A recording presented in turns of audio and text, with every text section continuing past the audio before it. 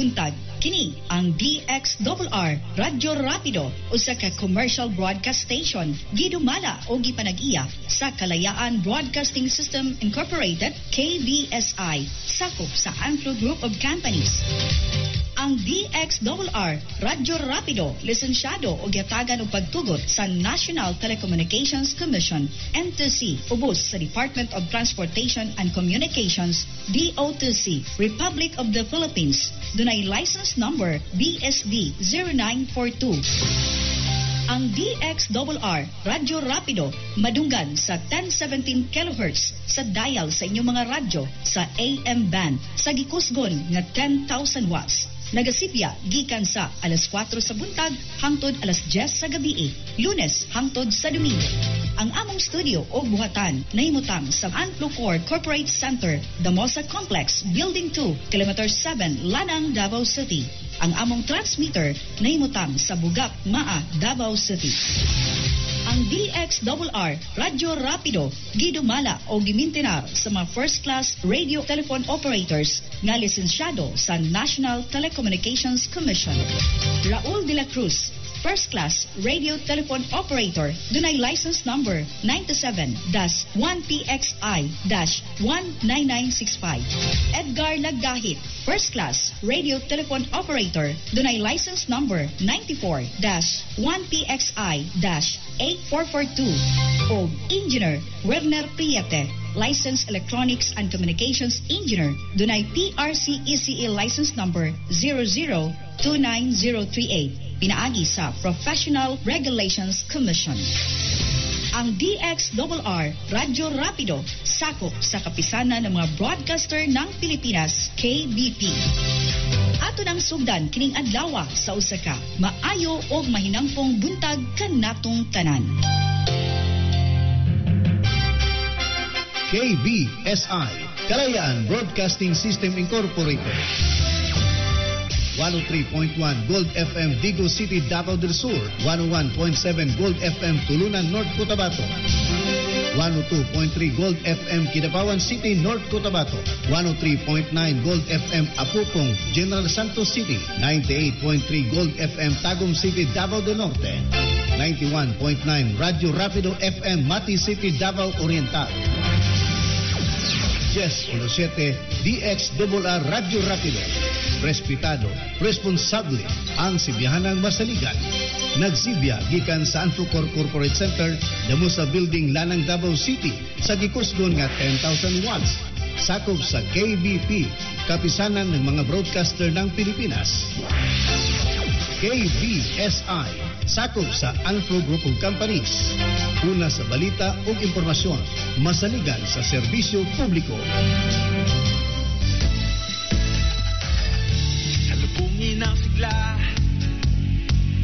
ang makulay mong buhay.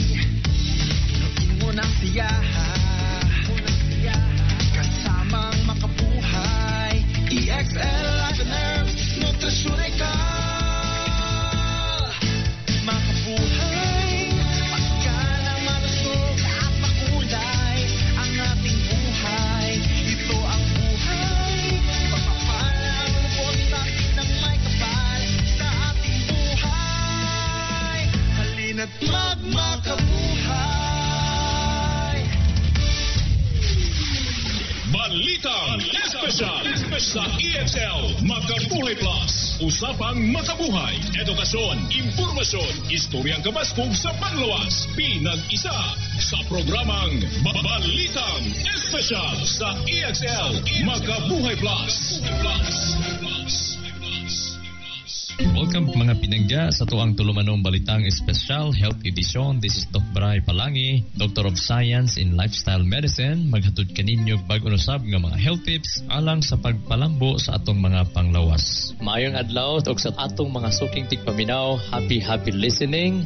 Og sa gihapon, ako gyapon mong gi-remind sa pag-andam sa inyong mga ballpen o notebook tungod kay maggamit nato na ato anang ma-review unsay mga emergencies, mga naay mga sakit sa tuang sulod sa panimalay, sa itong mga silingan, ato ading maabli ang atong mga kodigo, mga pinangga. Himuag yun na o inyo harag yun ang magamit pohon.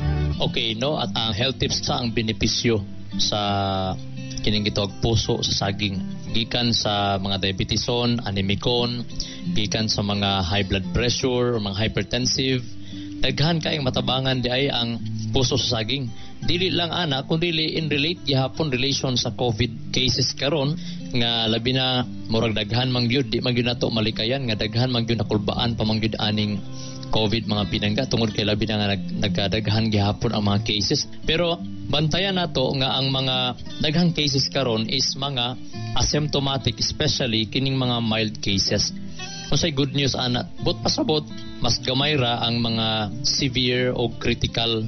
Kumbaga, ang sagad yun sa naigo sa mga severe cases up to 60 pataas ang ilang mga edad, mao na pudto sila ang mga hina kay mga lawas nga kulang pod sa pag-atiman sa lawas, naapoy mga uban nga mga sakit nga gipangdala-dala unya na igo pod aning bag-ong mga sakit. Pareha gud anang nakadungog taan ang giingon nga lisod og kuyaw panahon nga kung mag-chicken pox ka or magtipdas ba ka kung tiguang na ka. Ngano man, kay kung magka-chicken pox ka or magka-measles ba ka or magka-tipdas ka unya 40 anyos na ka, ang bottom line magud-ana, kung daghan ka nagsakit kay ang kasabihan ba yan, mga tuag yung nahibawan nga, life begins at 40. Abot pasabot, daghan kaayong mga sakit ng butho panahon 40 anyos na ngano man. Sa lifestyle na nga dugay gipang bati nga wrong lifestyle.